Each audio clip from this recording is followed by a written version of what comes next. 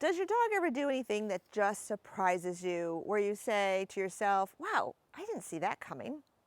Hi everybody, I'm Denise Mazzola from Everything Dog, and today we are talking about dog body language. Now, it's a common fact that most humans communicate 80% is body language, right? Whether we're making eye contact, whether we're looking over here and not at you, whether our arms are crossed. Like I can't even really talk to you with my arms crossed. It just feels so, I don't know what, like closed and defensive, right? So just like people have body language that communicates to the person we're speaking with or to other people around us about how we're feeling, your dog has body language that also does the same thing. The problem is us as human beings we don't speak dog. So we miss probably 99% of what they're saying. Unless they're growling, barking, or lunging, you all know what that means, right? But there's a lot of things that happen before that, a lot of things. I'm just going to touch a few of the high points today. And we're going to start with sort of the fun ones. So before we sort of talk about the stress signals and the things that say where your dog is communicating, I'm really uncomfortable, let's talk about the things that communicate, hey, I'm having a lot of fun. And the best way to do that is through some play video. So we're going to take a look at some play video. The hallmarks of play: bouncy, inefficient movement, and reciprocation. I chase you, you chase me, you have the toy, I have the toy.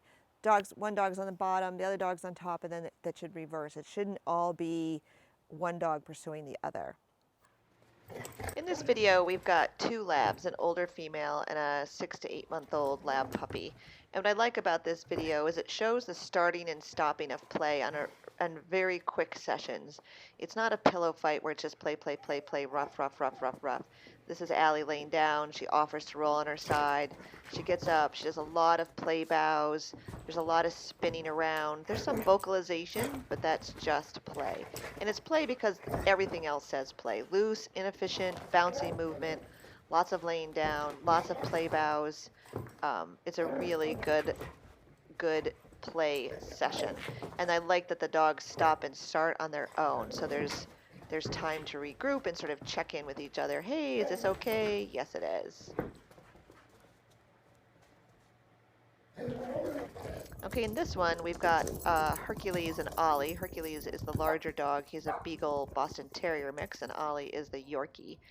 And this is also, it's just fun to watch, right? That's one way you know that it's play.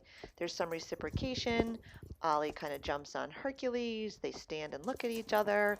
This is also good play because it's not a pillow fight. It's not continuous. It starts and stops in very short little sections, and that's exactly what you want.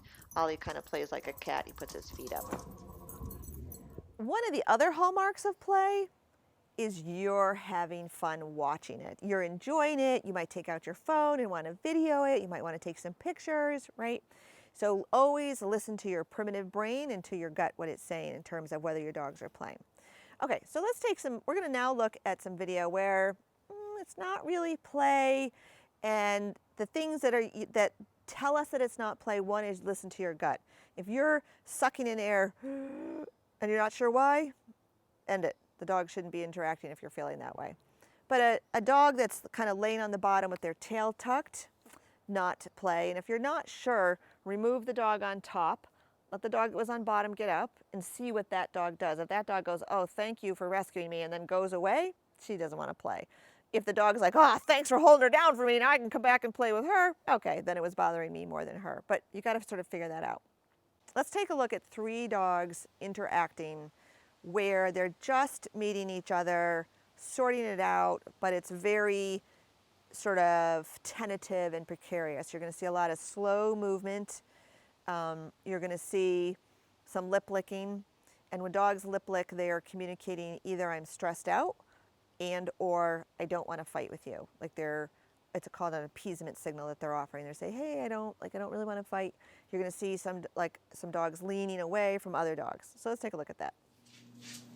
So by contrast, this is the dog on the double leash is very stiff in her movements, little lip lick right there, her ears are forward, she does a little T behavior on this older dog, which is never friendly. Her tail is high, Doesn't matter that it's wagging or not. And then the little Boston Terrier leans away here and also is kind of, let me out of here. You just feels different watching this. Here's the same dog now. She's been with us for a while, and she's, quote, playing, but not really, because she has pinned down this Bernese Mountain Dog. She will not let her get up. The Bernese Mountain Dog's tail is tucked. She's kind of trying to get away. She's rolling around, and the dog on top will not. So this needs to be interrupted. So let's take a look at one more video where we have a little dog that's 9 months playing with an older dog of ours who's 13, and they actually play quite well together.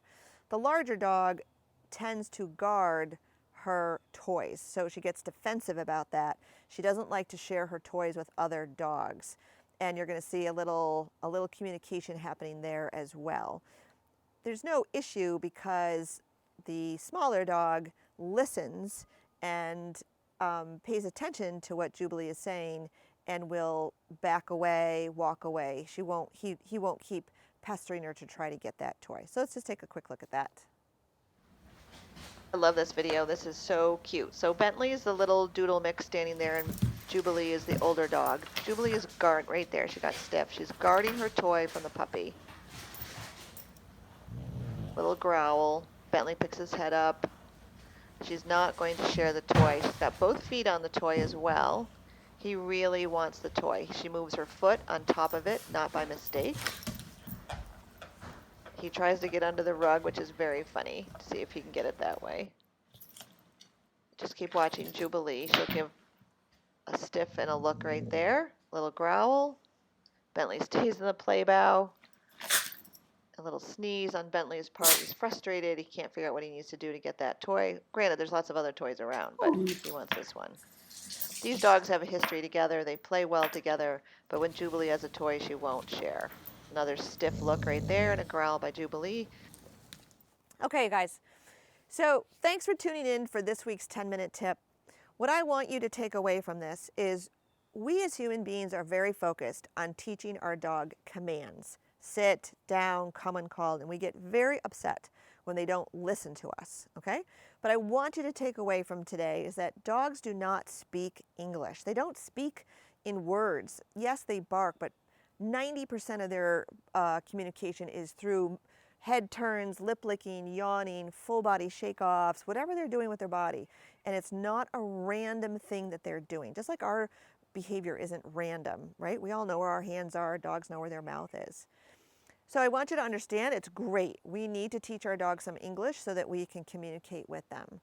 But let's also do our dog a big favor and learn dog body language. Learn what they are saying by lip licking, yawning, turning their head away, stretching, bowing, whatever it is that they're doing, so that we can understand what their needs are. You can prevent fights from happening, you can prevent bites from happening. There's a lot of things you can prevent from happening, and your dog can have a better quality of life once you really understand dog body language. So before I let you go, please leave a comment below. Tell us if you found this helpful. Tell us about your dog. Tell us some body language that you're now recognizing in your dog. That would be awesome for us to sort of know, yay, you guys are getting it. You're seeing your dog in a new light, okay? And I look forward to seeing you next week.